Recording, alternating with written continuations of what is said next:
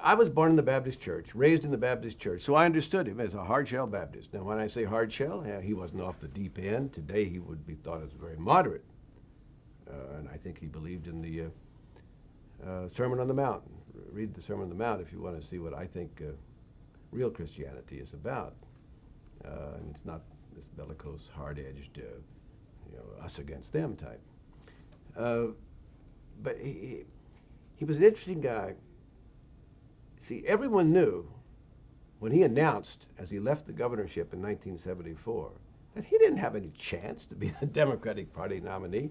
Reg Murphy, who was then the editor of the Atlanta Constitution, wrote a famous column titled "Jimmy Who?"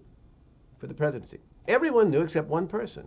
He didn't know it. Jimmy Carter didn't realize that he couldn't be the nominee of the party. And I say to people, if there's one lesson in life about how to succeed, it is you've got to believe that you can do it. If you have doubts whether you can do it, well, you can't do it.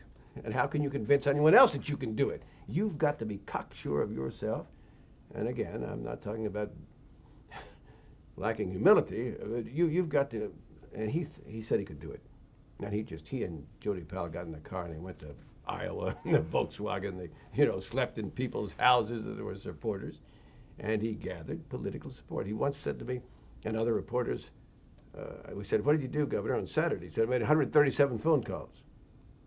Now, you divide 137 into about 8 hours or something. I mean, he was just like a Gatling gun on the phone. When he became president, he didn't have much of a sense of humor about himself. If the joke was on you, hey, he could laugh.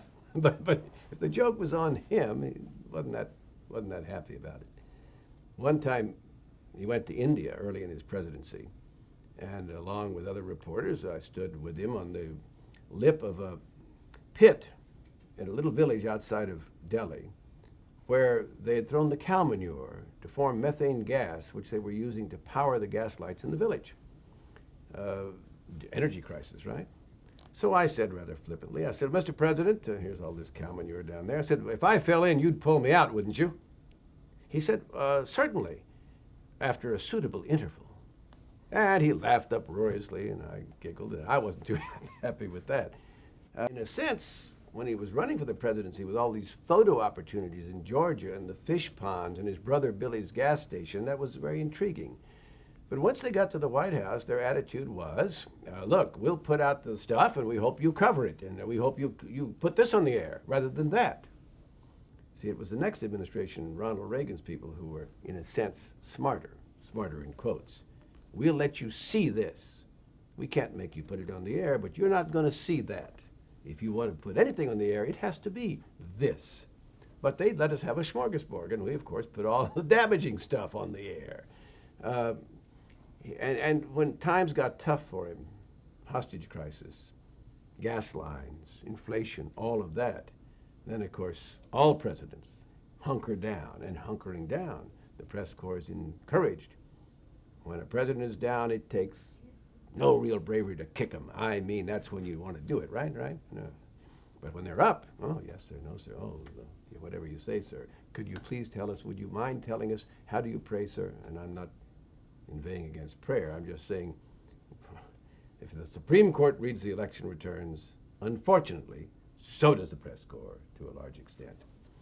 I have no quarrel with the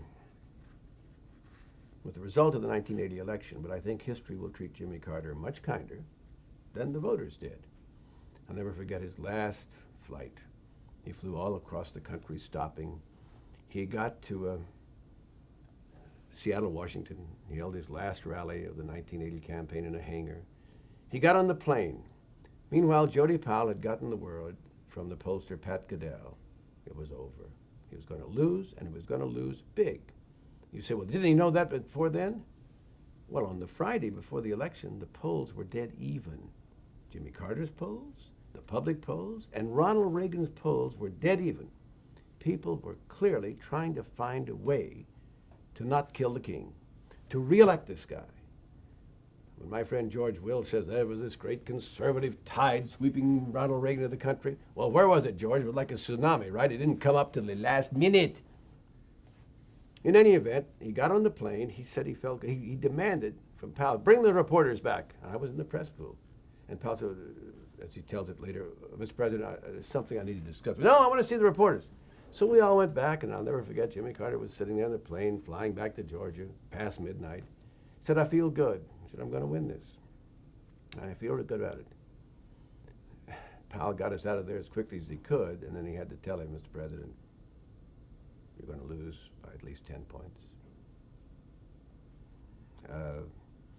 And he carried through the next day, of course. And that night, as we know, famously, he couldn't wait to concede. He didn't want people to think that he was not man enough to concede.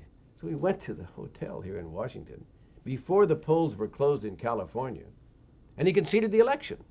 And it may have cost some Democrats their seats out there. I don't know, but that was the... And the next morning, he held a news conference in the Oval Office after we all knew they'd lost. And he said, I'm going to make it the best transition in history. I'm going to be, this, that, and the other. That's typical Carter. And he said something else I'll never forget.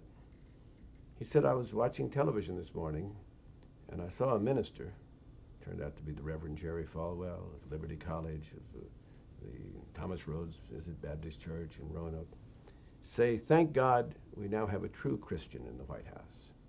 And he said that kind of hurt. And I felt for him too. No one can look into anyone else's heart, but from all the time I was with Jimmy Carter, who was a deacon in the First Baptist Church in Plains, he came as close to a guy who exhibited the tenets of Christianity as anyone I know. And for someone to say that now Ronald Reagan, and I have no quarrel with Ronald Reagan's faith either, but to say now we have a true Christian, that was a political statement on Reverend Falwell's part. That wasn't a judgment objectively reached. And I felt sorry for Jimmy Carter when people said something like that.